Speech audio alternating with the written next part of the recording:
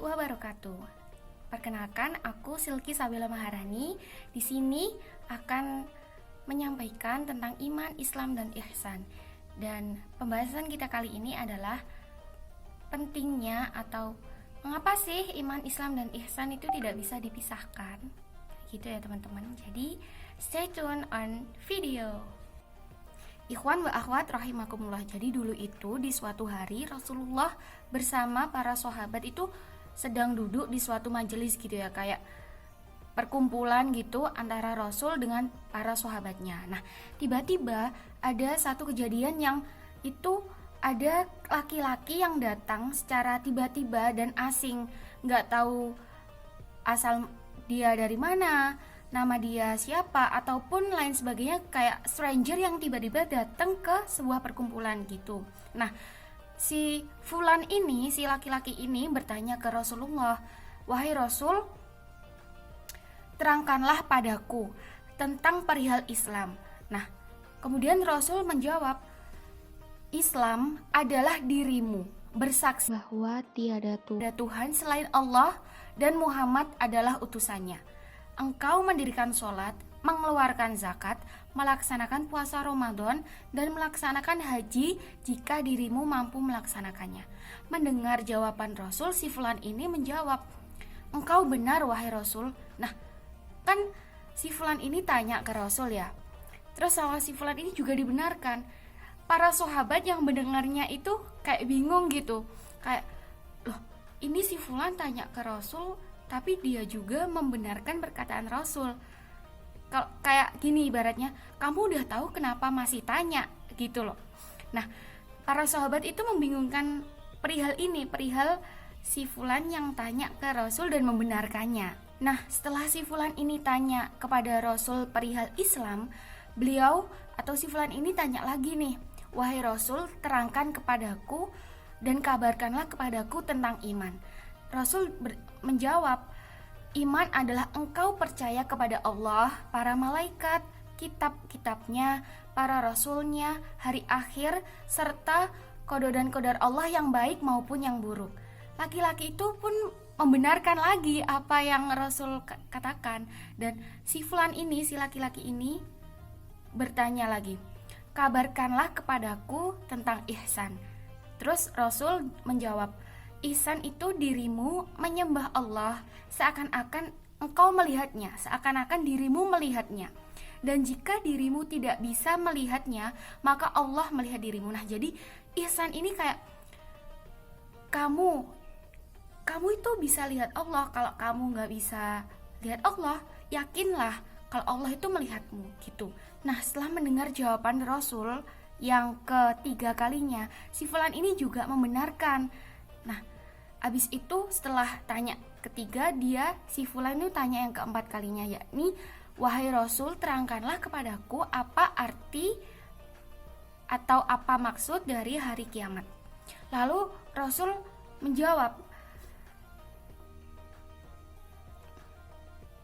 "Orang yang ditanya tidaklah lebih mengetahui daripada yang bertanya." Gitu. "Lalu beritakan kepadaku tentang tanda-tandanya." Nabi Muhammad SAW menjawab, "Jika engkau melihat seorang hamba melahirkan tuannya, dan jika engkau melihat seorang bertelanjang kaki dan dada, miskin lagi pengembala domba, berlomba-lomba meninggikan bangunannya." Setelah itu laki-laki misterius tersebut pergi dan Rasulullah SAW bertanya kepada Umar, "Hei Umar, tahukah siapa yang bertanya tadi?" Umar menjawab, "Allah dan Rasulnya lebih tahu." Lalu Nabi bersabda, "Dia adalah Jibril yang datang kepada kalian untuk mengajarkan agama kalian." Kisah iman, Islam, dan ihsan serta hari kiamat yang saat itu ditanyakan oleh malaikat Jibril yang menyamar sebagai laki-laki, seorang manusia, seorang laki-laki gitu. Ikhwan wa akhwat rahimakumullah. Nah, dari cerita tersebut kita bisa mengambil kisah, mengambil hikmah, mengambil manfaat bahwa kita itu sebagai hamba Allah harus berusaha selalu memperbarui iman yang ada dalam hati kita. Iman seseorang itu terkadang nambah, kadang nurun, atau malah kadang-kadang stuck kayak gitu ya. Nah, kadang juga kita giat dalam melaksanakan ibadah, dan terkadang juga kita juga malas melaksanakan ibadah. Itulah manusia. Kita sebagai umat manusia bukanlah seperti malaikat yang maksum dari dosa. Kita sebagai manusia pasti pernah melakukan salah, akan tetapi dengan kesalahan itulah kita dapat melakukan taubat kepada Allah Subhanahu wa taala. Dalam cerita Nabi di atas, iman itu percaya kepada Allah, para malaikatnya, kitab-kitabnya, para Rasulullah, hari akhir serta qada dan qadar yang baik maupun yang buruk. Makna iman di sini adalah tasdik bil qalbi, iqrar bil lisan, dan amal bil arkan. Artinya, apabila saudara-saudara sekalian, ikhwan wa akhwat sekalian, kita sebagai umat Islam itu baru dikatakan beriman secara sempurna jika kita telah melakukan ketiga poin di atas. Tasdiq bil qalbi, membenarkan dengan hati. Seorang muslim harus membenarkan rukun iman dengan perangkat hati. Jadi hati kita itu percaya kalau Allah itu satu, tiada Tuhan selain Allah, dan Rasulullah itu utusan Allah. Lalu yang kedua adalah iqrar bil lisan, mengucapkan dengan lisan. Kayak asyhadu alla ilaha illallah wa asyhadu anna muhammadar rasulullah. Jadi kita sebagai umat muslim harus satu, yakni meyakini dengan hati, dua, mengucapkan dengan lisan, dan yang ketiga ini adalah amal bil arkan, mengamalkan dengan perbuatan. Jadi apa yang telah kita yakini, apa yang telah kita ucapkan, kita realisasikan dalam bentuk kehidupan sehari-hari dan perbuatan kita sehari-hari, entah hablum minan nas, hablum minallah gitu. Dan ketiga poin di atas ketiga poin di atas harus kita wujudkan dalam diri kita masing-masing. Nggak bakal pas kalau seorang yang beriman akan tetapi dia itu, orang yang beriman itu melakukan perbuatan yang dicela sama Allah Subhanahu wa taala. Jadi ketiga poin itu kayak harus dan wajib alaihim, berjalan beriringan satu sama lain. Jadi nggak boleh ada yang kayak patah satu kayak gitu, nggak. Tiga ini harus berjalan beriringan dan bersejajar. Ikhwan wa akhwat, jadi seseorang yang di dalam hatinya itu ada iman, pasti segala tindakan yang dilakukannya dengan pertimbangan iman yang dia miliki dalam hati.